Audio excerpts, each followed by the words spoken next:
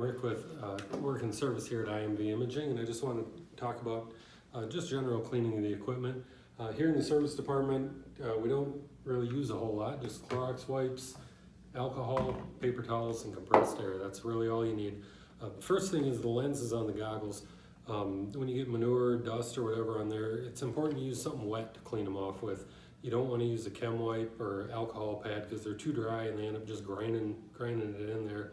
Kind of acts like sandpaper and it'll haze up your lenses. So we use these Clorox wipes. Lysol makes them. Use a generic brand, doesn't matter as long as it's wet. You don't have these things, you can run them under a sink to clear off whatever's on there. That's fine too, they're waterproof. And then once it's all cleaned off, just take regular paper towel, cotton cloth, old t-shirt, whatever, and clean them off. For general cleaning, once again, go with Clorox wipes and clean everything on the goggles and on the scanner. And if you're cleaning it or if it gets wet, we do recommend you leave this goggle cable plugged in. That way you don't get moisture down inside the connector.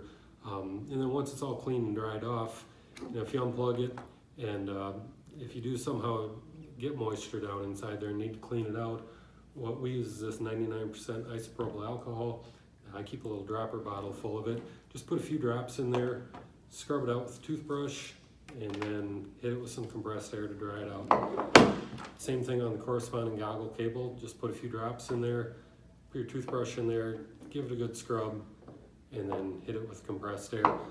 And then also on the battery here, sometimes moisture will get in between the battery and that contact there. If you leave it on there overnight or over the weekend or whatever, it can get some corrosion on these pins.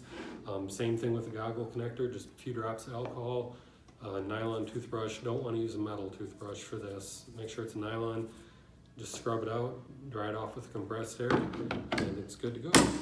And that's it for just your general cleaning tips.